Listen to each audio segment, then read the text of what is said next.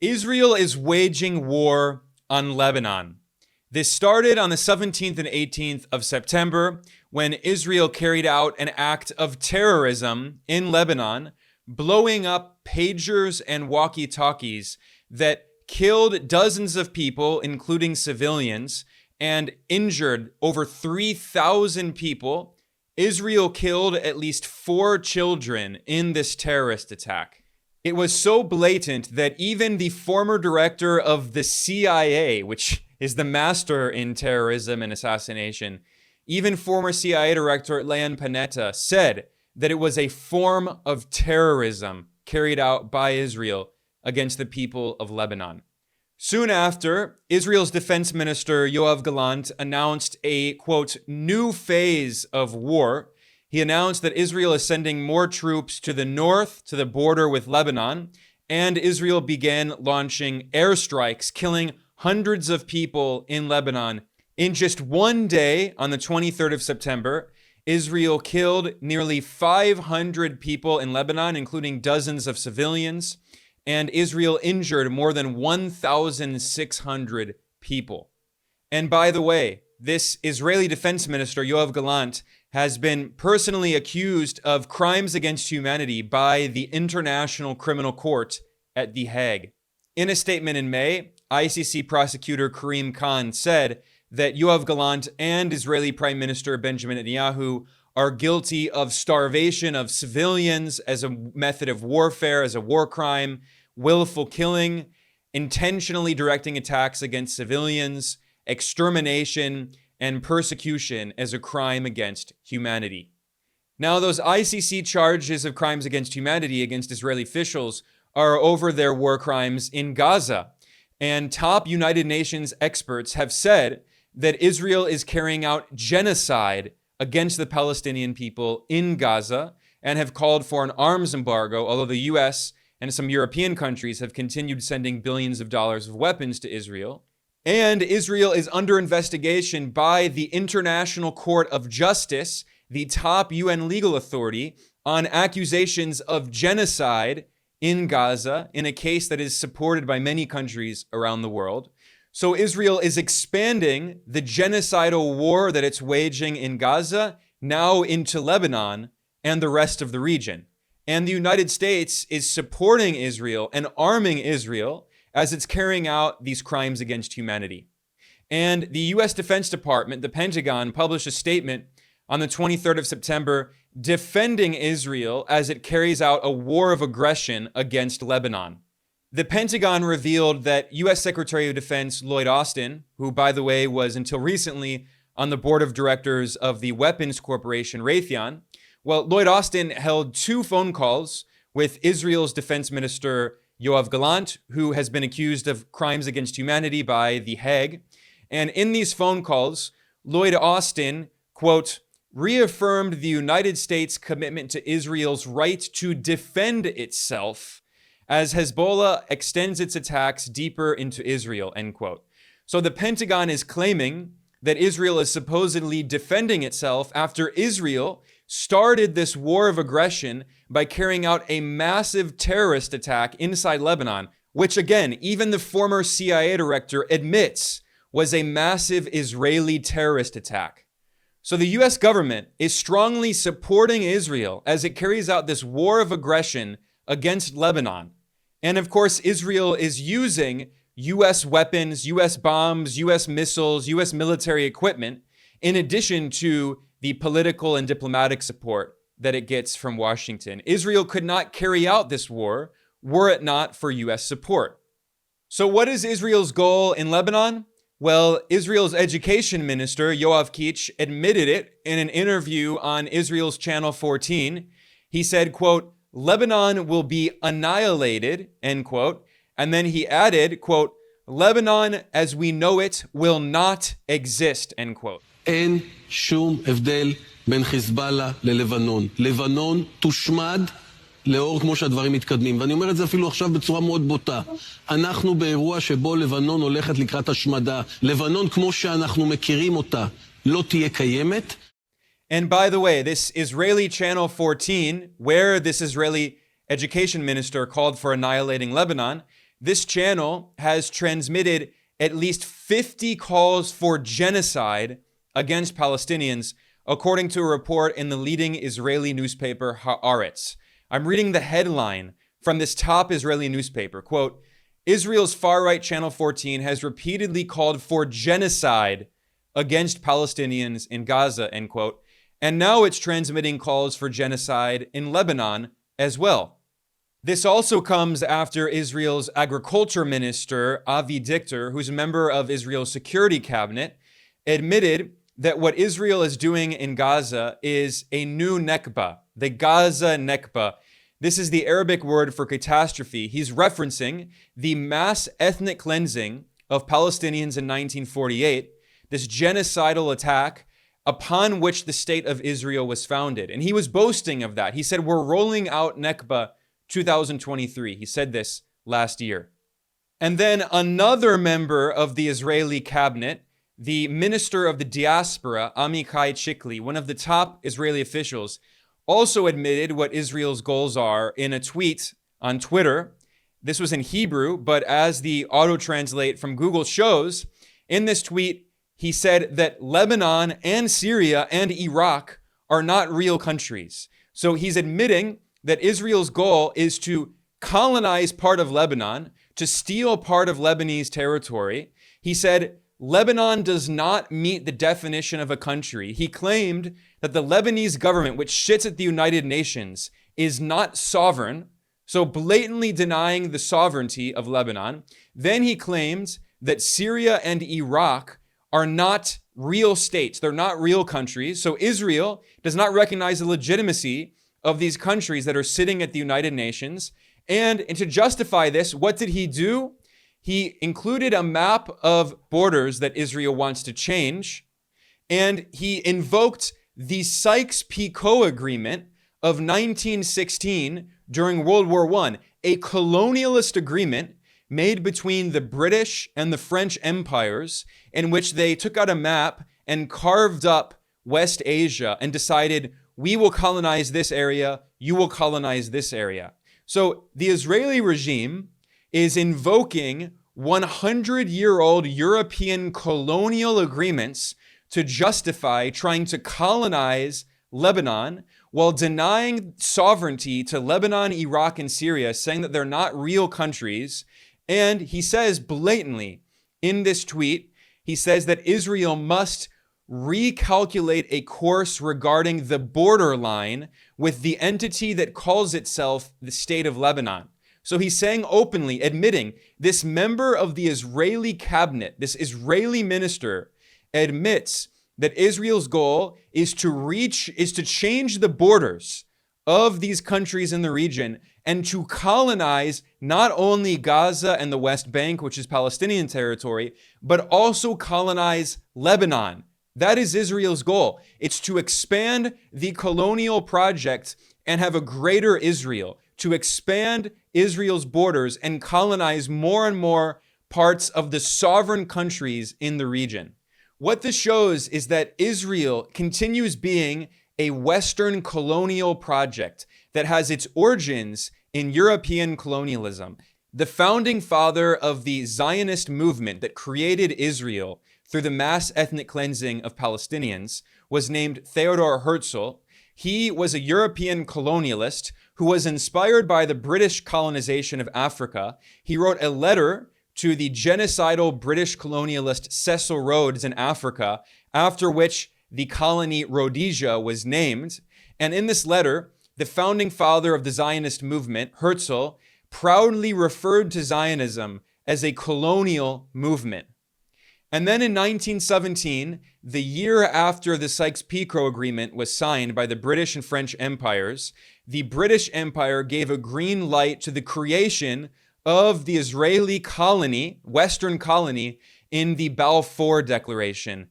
So here we are in 2024, and the Israeli regime is run by far-right extremists, fascist fundamentalists, who are openly invoking 100-year-old colonial doctrines to justify colonizing more and more of West Asia, denying the sovereignty of Lebanon, Syria, and Iraq, while carrying out genocide against the Palestinian people. And they're doing this with the full support of the US empire, unflinching support of the US military and the political class in Washington, including President Joe Biden, Vice President Kamala Harris, former President Donald Trump, and almost all members of the Republican and Democratic parties. This is not a clash of civilizations. It's a clash between barbarism and civilization. For the forces of civilization to triumph, America and Israel must stand together.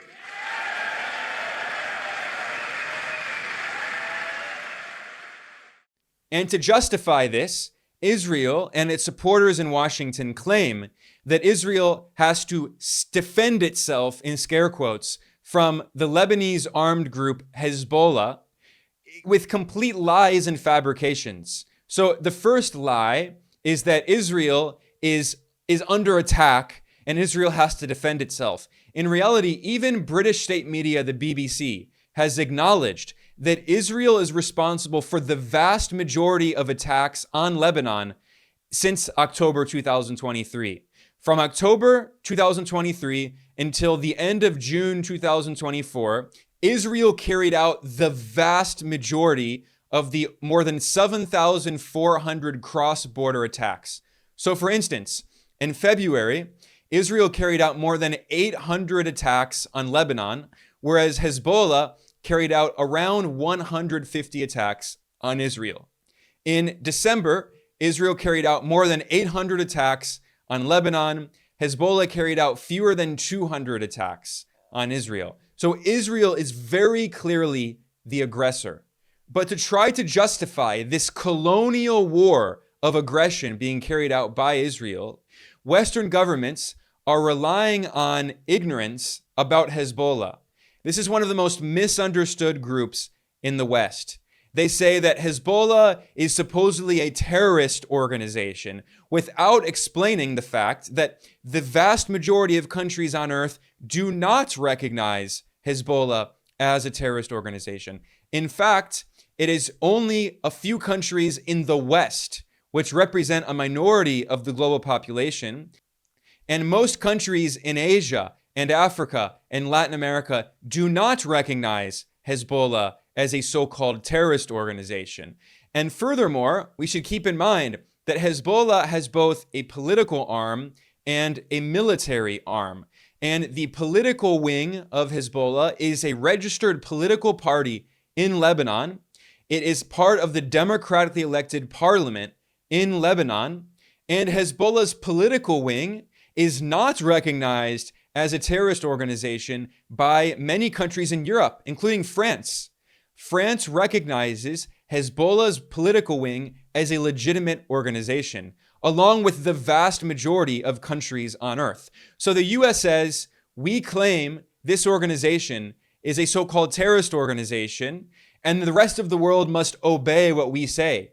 This is not according to the United Nations. This is not according to international law. But the Western media simply regurgitates the claims of the US government and expects everyone else to believe what they say. So here, in the rest of this analysis today, I'm going to explain what Hezbollah is, where it came from, and how in reality, Israel bears responsibility for the creation of Hezbollah, which was founded as an organization that was defending the sovereignty of Lebanon after years of illegal military occupation of Lebanon by Israel, which invaded Lebanon and carried out horrific crimes against the Lebanese people, just as Israel has carried out horrific crimes against the Palestinian people and has illegally occupied Palestinian territory for decades with the full support of the United States. In 1982, Israel invaded South Lebanon, and in 1985, it officially began a military occupation. There's a report I'm reading here from the Los Angeles Times titled, "Israel Leaves South Lebanon After 22 Years." This article was published in 2000. The Los Angeles Times pointed out that Israel actually began launching attacks inside Lebanese territory in 1978, carrying out attacks on Palestinians. And then in 1982, Israel launched a full-scale invasion of Lebanon, which escalated into an Israeli occupation of South Lebanon in 1985. That occupation continued for 15 years until 2000, when Israel was forced out by the Lebanese resistance forces, which were led by Hezbollah. Hezbollah was formed in response to the Israeli military occupation as an indigenous resistance organization based on an ideology of Shia Islam, but it is a kind of nationalist liberation theology ideology. And yes, it is true that Hezbollah has received support from Iran, but Hezbollah is not an Iranian proxy. It is not Iranian. They are indigenous Lebanese who are resistance fighters who took up arms to fight against the Israeli occupiers backed by the US, who were illegally occupying their land, killing their family members, and they successfully expelled the Israeli occupiers after 15 years of armed struggle. And then, after Israel was expelled, Israel attacked Lebanon yet again in 2006, waging another brutal war, killing and injuring thousands of people in Lebanon. So Hezbollah is an organization that has defended the territorial integrity and the sovereignty of Lebanon as a country. Now, there's also a very misleading Western narrative claiming that Hezbollah is an extremist Islamist organization, which is basically a lie. Now, Hezbollah is a Shia organization. It does have an Islamic nationalist ideology, but it is not extremist in the way that Al-Qaeda and far-right Salafi jihadist groups are, which are Sunni fundamentalists, Al-Qaeda and those groups similar to Al-Qaeda. They see Shia Muslims as basically worse than pagans and as heathens. And in fact, many of these extremist Salafi jihadist groups like Al-Qaeda, these terrorist groups, the main targets of their terrorist attacks are in fact Shia Muslims who are represented by Hezbollah in Lebanon. So in fact, not only is Hezbollah a group that has defended the existence of other religious groups in Lebanon, because Lebanon is a very religiously diverse country, Hezbollah has in fact formed alliances with some Christian groups inside Lebanon. The Christian Science Monitor published a very interesting article titled, "In Hezbollah Stronghold, Lebanese Christians Find Respect, Stability." In a Christian home in a Shiite suburb of Beirut, images of Hezbollah leader Hassan Nasrallah share mantle and wall space with the Virgin Mary. Even the neoconservative US news website Daily Beast published an article acknowledging that Lebanese Christians had formed an alliance with Hezbollah in order to fight ISIS and Al-Qaeda and other extremist Sunni fundamentalist groups. Now, obviously, the majority of Sunni Muslims are not extremists and do not support Al-Qaeda and groups like that. I'm not saying that Sunnis are all extremists, but what I am saying is that when you think of Islamist extremist terrorist groups like Al-Qaeda and ISIS, they hate Shia Muslims. They hate groups like Hezbollah. They see Hezbollah as their main enemy. And of course, Iran is a majority Shia country, and these extremist Islamist groups like Al-Qaeda and ISIS, they despise Iran. They consider Iranian Muslims to be non-Muslim, and those extremist groups have carried out many terrorist attacks on Iranians, on Shia Muslims in Iran. Now, I mentioned that Hezbollah had allied with Christians in Lebanon to fight against ISIS and Al-Qaeda. When did this happen? Why did this happen? This was part of the war in Syria, in which the US and its allies like Saudi Arabia and Qatar and Turkey, together, these countries and Israel supported far-right Sunni extremists in Syria that were trying to overthrow the Syrian government. And of course, Lebanon has a big border that it shares with Syria. So these extremist Sunni fundamentalist groups backed by the West and Israel, they were crossing over the eastern border of Lebanon, the western border of Syria, crossing into Lebanese territory and taking over area inside Lebanon.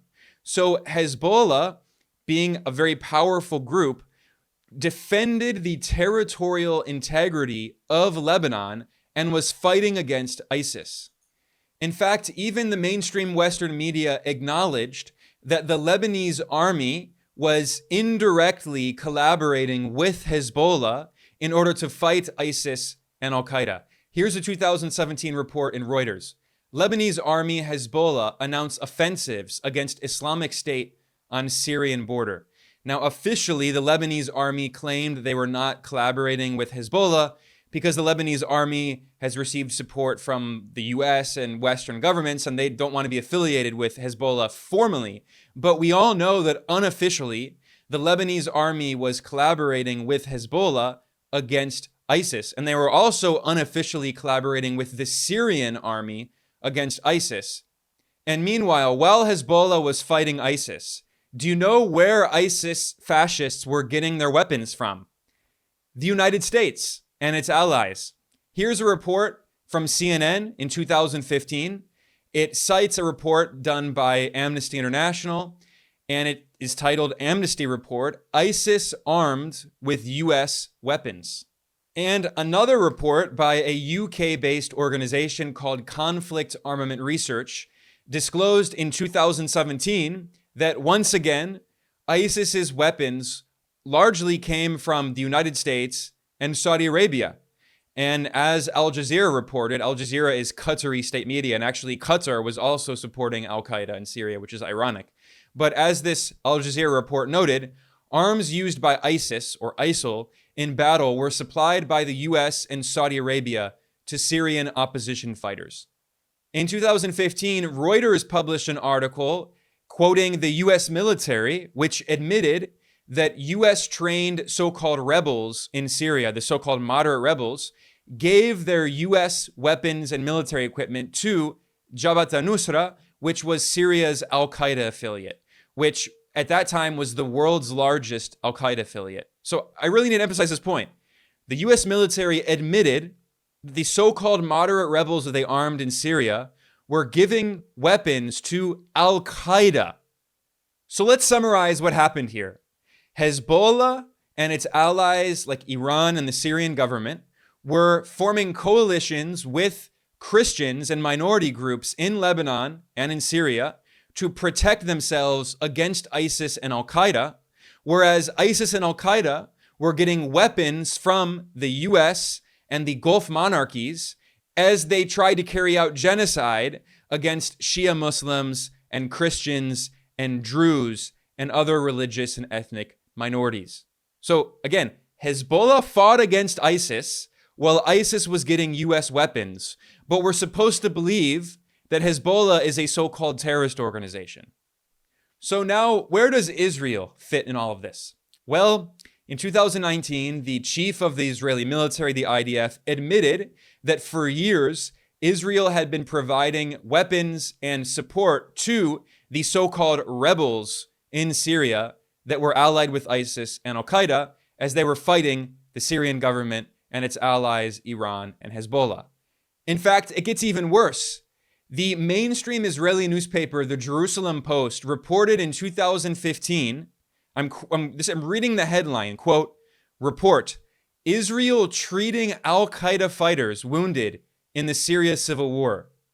This article admitted that extremist Salafi jihadist fascists from Syria, from Al-Qaeda, the Al-Qaeda affiliate, which is Jabhat al-Nusra, when they were wounded, they were being treated by Israel. Israel was literally aiding Al-Qaeda in Syria. And that's not all. ISIS one time accidentally attacked Israel. And what happened? Well, I'm reading here an article from 2017 in the Times of Israel. It says, ex-defense minister says ISIS apologized to Israel. I'm just going to read the opening paragraph of this article in the mainstream Israeli media outlet, the Times of Israel. Quote, former defense minister Moshe Yaalon on Saturday said the Islamic State terrorist group in the Syrian Golan Heights apologized for attacking an Israeli unit. There was one case recently where Daesh opened fire and apologized, Yaalon said, using the terror group's Arabic nickname, end quote. So I really need to stress this once again.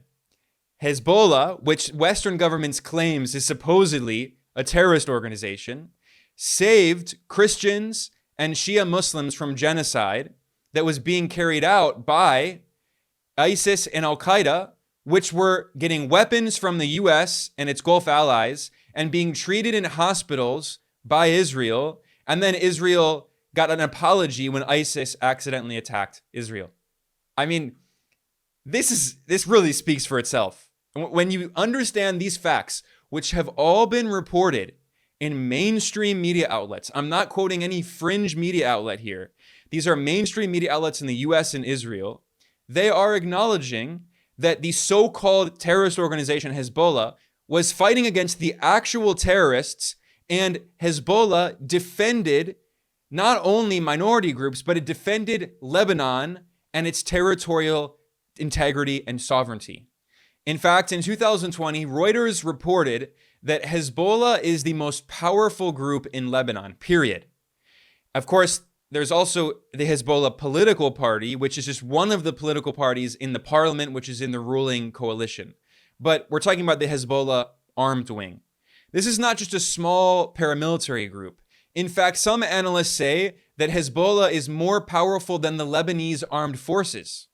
That is to say that it is because of Hezbollah that Lebanon still exists in its current form, with its territorial integrity.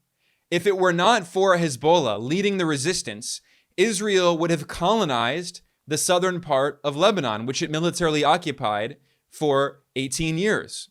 If it were not for Hezbollah, ISIS and Al-Qaeda may have taken over Lebanon. So Hezbollah and the Syrian government and Iran and also resistance groups in Iraq, they were responsible for defeating ISIS and defending their country's territorial integrity and sovereignty and preventing their governments from being overthrown by ISIS and Al-Qaeda, whereas the West was basically cheering them on as they try to take over huge swaths of West Asia. Now, on that note, I'm going to conclude. I wanted to provide some more context for Israel's war on Lebanon and what Hezbollah is, because this is one of the most misunderstood organizations in the West, because Western mainstream media outlets simply regurgitate the propaganda of Western governments and do not help people actually understand what is happening. So on that note, I'm going to wrap up. I'm Ben Norton. This is Geopolitical Economy Report. I want to thank everyone for joining me. Please like and subscribe. Please share this. I'll be doing a lot more coverage here at Geopolitical Economy Report of this very important issue. So I'll see you all very soon.